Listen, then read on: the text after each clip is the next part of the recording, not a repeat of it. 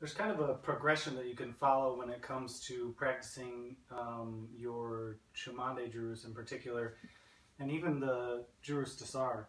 But in particular with the Cimande Jurus, a method that you can use to kind of progress from practicing the Jurus in a traditional manner to practicing them in a more combative manner is to start with the posture from the temple stance here, practicing the Jurus in like their most traditional form, where you're kind of just learning the basics of the mechanics and power development.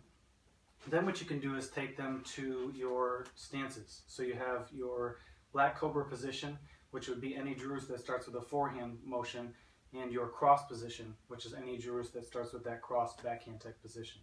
So for instance, this would be like your Khalids and Saloops and things like that. And this would be like your Timpa Sabala, your Dugdagan.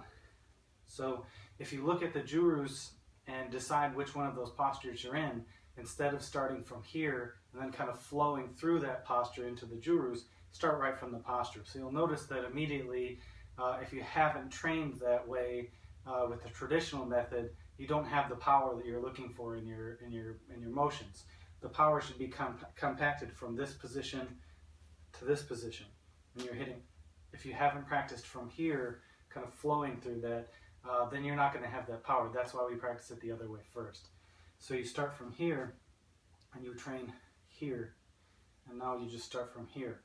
And so then the next logical place to go would be just straight out of movement. So wherever you are, whatever you're doing, just coming straight out of there.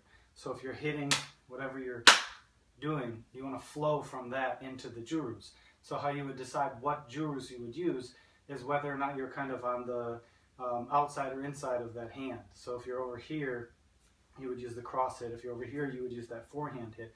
That's how you decide which Jurus you want to use. Also, you can look at the second motion of the Jurus. If you want to end up on the outside of the arm, on the outside of the opponent, you could practice using a Jurus that takes you there, for instance.